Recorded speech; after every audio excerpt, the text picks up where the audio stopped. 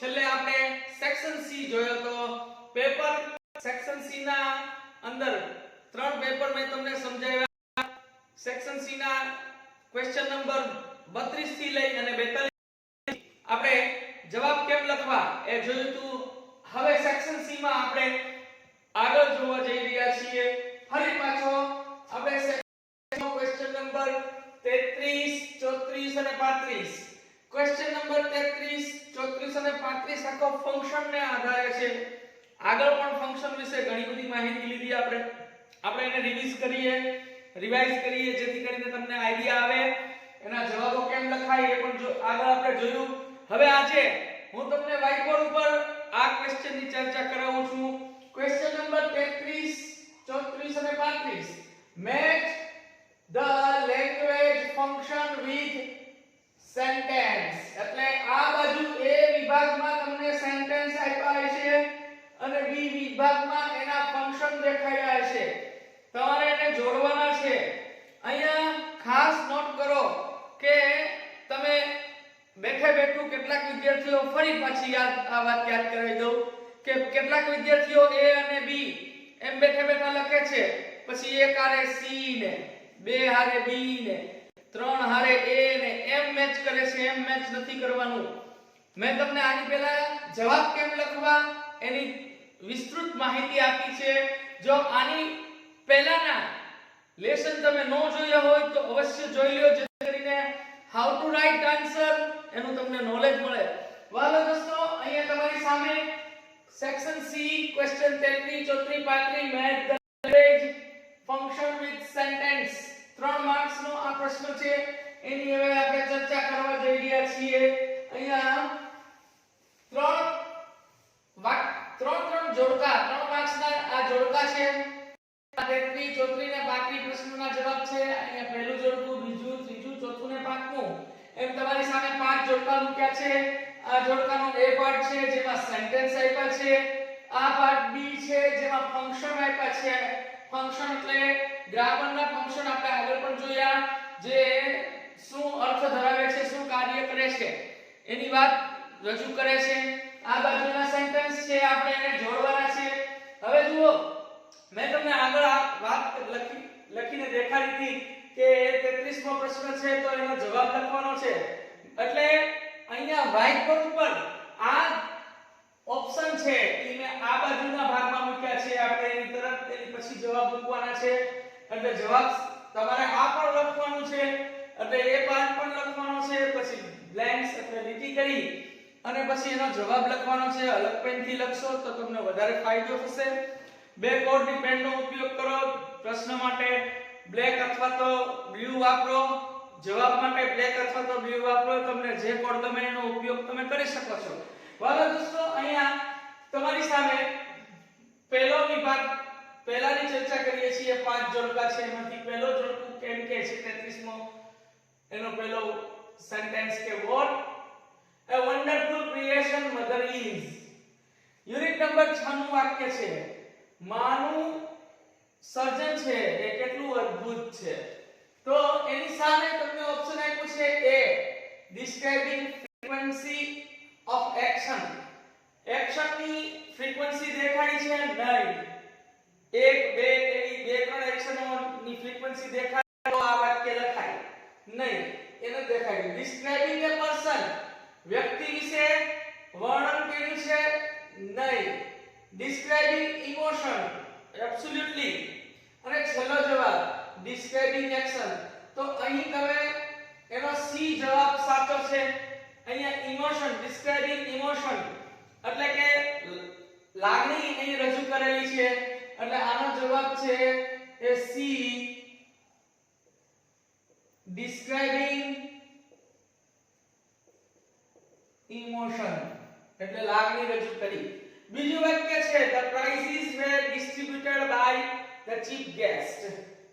prizes એટલે ઇનામો were distributed વેચાયું by the chief guest મુખ્ય મહેમાન દ્વારા. અહીંયા તમે જોઈ શકો છો કે શું દેખાડે છે?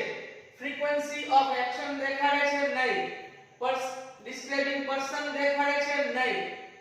describing emotion તો આપણે જવાબ નહીં તો એ શું દેખાડે છે ડિસ્ક્રાઇબિંગ એક્શન કાર્ય દેખાડે છે એટલે અહીંયા ડી નો જવાબ લખ્યો ડી લખવાનું છે describing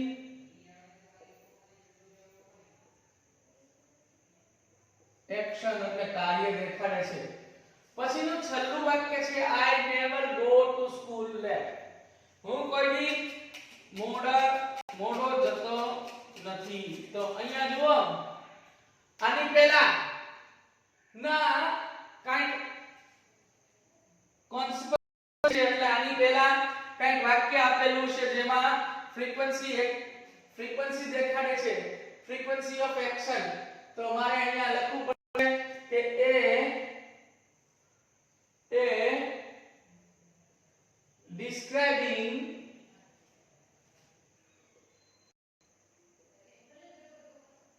frequency of action describing frequency of action તમે જોઈ શકો છો એ જવાબ આવ્યો હવેનો વાક્ય જુઓ બીજું જોડકાનું પેર જુઓ 33મો question I am very sorry હું બહુ દિલગીર છું બીજું વાક્ય Gandhiji was born on 2nd October 1869 1869 માં ગાંધીજી જન્મ્યા અને ત્રીજું 35મો number I may return at 9 or 12 o'clock સામે ઓપ્શનમાં શું દેખાડે છે એક એ નંબર એમ કે છે ડિસ્ક્રાઇબિંગ પાસ્ટ ભૂતકાળ દેખાડે છે એક્સપ્રેસિંગ ઇમોશન લાગણી વ્યક્ત કરે છે એક્સપ્રેસિંગ પોસિબિલિટીઝ શક્યતાઓ વ્યક્ત કરે છે એક્સપ્રેસિંગ એબિલિટી એટલે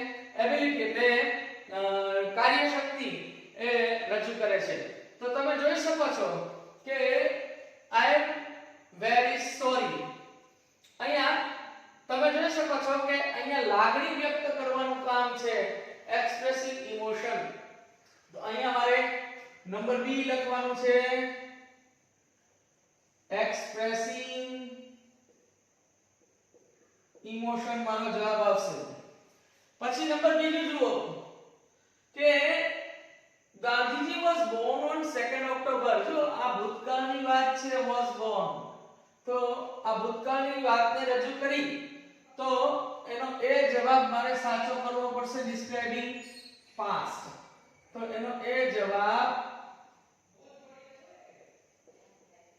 ડિસ્ક્રાઇબિંગ પાસ્ટ પછીનો બીજો આઈ મે રિટર્ન એટ 9 or 12 o'clock હવે તમે જોઈ શકો છો કે હું 9 કે 12 વાગે પાછો આવી શકીશ આઈ મે રિટર્ન મે એટલે પોસિબિલિટી દેખાડવા માટે અંગ્રેજીમાં કેન અને મે વપરાય છે મે ખાસ પોસિબિલિટી માટે વપરાય છે કેન એબિલિટી માટે વપરાય છે અને મે પોસિબિલિટી માટે વપરાય છે એટલે ત્યાં મારે લખવું પડશે expressing possibilities C number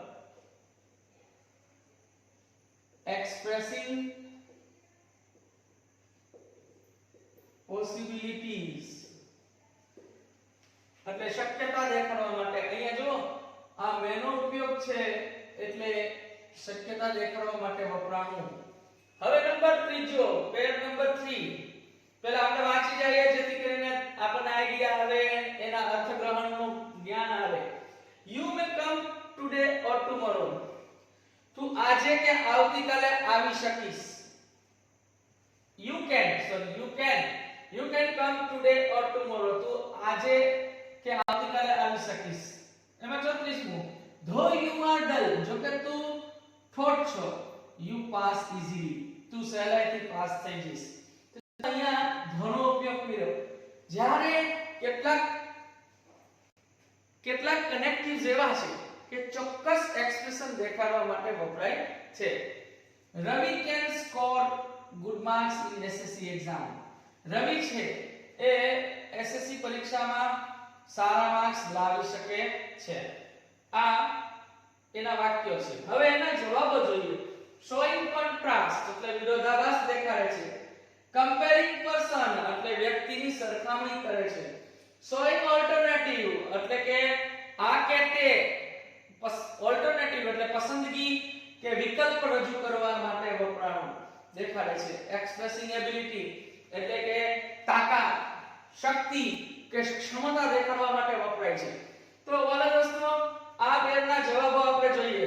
શું કહે છે કે you can come today or tomorrow.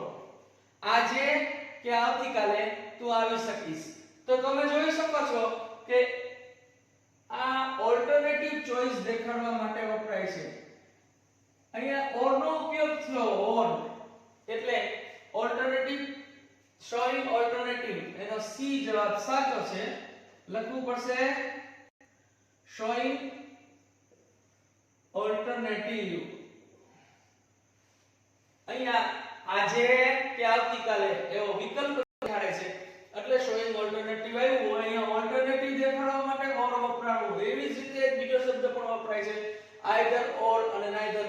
એવી જ રીતે નેગેટિવ માટે નાઈધર નોર વપરાય છે ઓલ્ટરનેટિવ ચોઇસ માટે. ધો, હવે જો ધો તો વિરોધાભાસ જ રજૂ કરે છે. ધો જો કે you are dull, તું ઠોઠ છો, you pass easily. ઠોઠ છે ને પાસ સહેલાઈથી થઈ શકે એટલે સીધે સીધું વિરોધાભાસ છે. એટલે વિરોધાભાસ છે એટલે તો કે showing pass એ જવાબ મારે મૂકવો પડશે ને. આ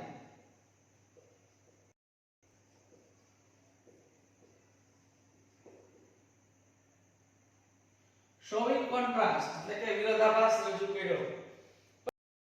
score good marks in SSC exam. રવિ છે એ અહીંયા કેન એટલે શકવું એ દેખાડે છે. શકવા આપણે આગળ પણ વાત કરી હતી. મે વાળા વાક્યમાં પોસિબિલિટી દેખાડે છે, કેન છે એ એબિલિટી દેખાડે છે. એટલે મારે અહીંયા શું લખવું પડશે? એક્સપ્રેસિંગ એબિલિટી એ રજૂ શું કરે છે? એબિલિટી એટલે તાકાત. તો મારે અહીંયા જવાબ લખવો પડશે ડી, expressing ability. હવે તમે ત્રણ જોડકા જોયા, ચોથું જોડકું જોઈએ. ચોથું જોડકું શું કહે છે પહેલા આપણે વાંચી જઈએ.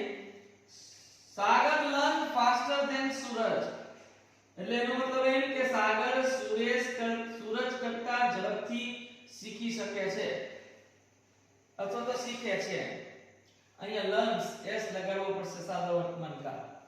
તો તમે જોઈ શકો છો કે વાક્ય છે કે ડિગ્રી એટલે કે કમ્પેરિઝન, એમાં તે ફાસ્ટર નો ઉપયોગ કર્યો, આ કમ્પેરેટિવ ડિગ્રી નો ઉપયોગ કર્યો એટલે કમ્પેરિઝન રજૂ કરે છે. અભી bought new car last week. ગયા અઠવાડિયે અભીએ નવી ગાડી લીધી. તો અહીંયા લાસ્ટ વીક છે ભૂતકાળનું સૂચન કરે છે. 35મું વાક્ય Vinod is able to lift heavy log. એટલે ભારે લાકડું. વિનોદ છે he is able એટલે શક્તિ ધરાવે છે to lift એટલે ઊંચકવું, heavy logs એટલે ભારે લાકડા ઊંચકી શકે છે. વિનોદની એબિલિટી દેખાડી. તો એની સામે હવે જવાબ એનો જોઈએ. describing past એટલે ભૂતકાળનું વર્ણન કરે છે. comparison પર્સન વ્યક્તિની સરખામણી કરે છે. expressing possibility શક્યતાઓ રજૂ કરે છે. expressing ability એટલે તાકાત રજૂ કરે છે. હવે તમે જોઈ શકો છો કે પહેલું વાક્ય છે કે સાગર learns faster than સૂરજ. તો સાગર સૂરજ કરતા ઝડપથી શીખી શકે છે. તો અહીં તમે જોઈ શકો છો કે અહીં કમ્પેરિઝન કરવામાં આવી છે. તો કમ્પેરિઝન પર્સન, તો એનો જવાબ બી, કમ્પેરિઝન પર્સન વ્યક્તિની સરખામણી કરવામાં આવી છે. પછીનો જવાબ જોઈએ. હવે પછીનો જવાબ જોઈએ. અભી bought new car last week. ગયા અઠવાડિયે અભીએ નવી ગાડી ખરીદી. તો અહીંયા તમે જુઓ કે describing past એટલે ભૂતકાળ, last week આવ્યું જે ભૂતકાળ રજૂ કરે છે એટલે એનો એ જવાબ સાચો છે. describing past. પછીનું વાક્ય જુઓ. વિનોદ is able to તો પોસિબિલિટી નથી દેખાડતું, તો શું દેખાડે છે? એબિલિટી દેખાડે છે, તાકાત દેખાડે છે, વિનોદની તાકાત દેખાડે છે. એટલે ત્યાં જવાબ આવે ડી, એક્સપ્રેસિંગ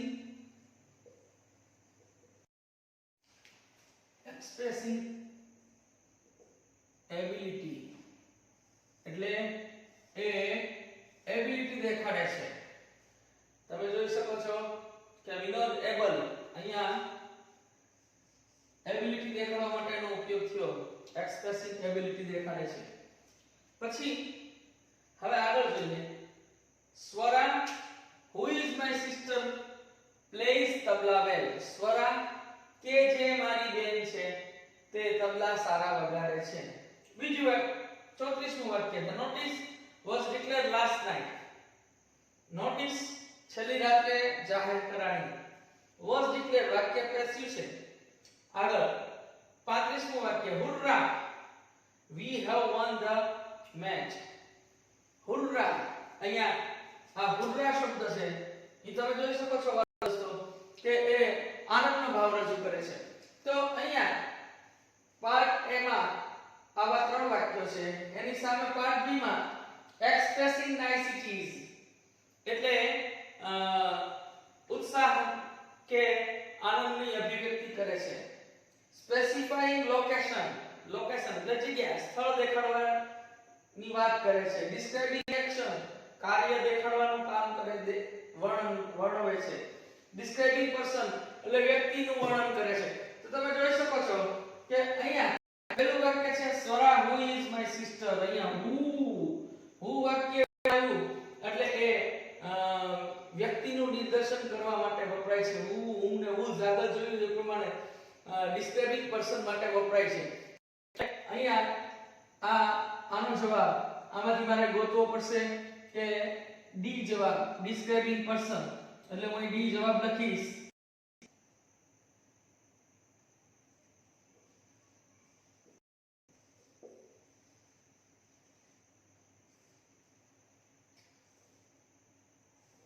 પછીનું વાક્ય. The notice was declared. છેલ્લી રાત્રિએ નોટિસ જાહેર કરી. વાક્યમાં શું દેખાડે છે?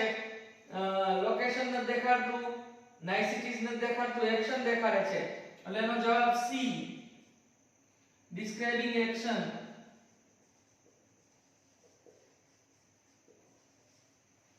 કાર્ય દેખાડે છે. પછીનું વાક્ય જુઓ. હુર્રા, we have won the match. અહીંયા તમે જોઈ શકો છો કે વાક્યમાં લોકેશન નથી દેખાડતું, વાક્યમાં એક્સપ્રેસ નાઇસિટીઝ એટલે કે એ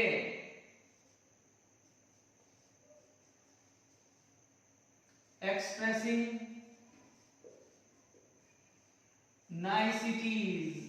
અહીંયા તમે જોઈ શકો છો વાલા દોસ્તો કે 1 થી 5 એક્સરસાઇઝ આપણી filling the match the following ની અહીં પૂરી કરી છે. આવતા ક્રમમાં આપણે આગળ ચર્ચા કરશું. આભાર. અસ્તુ.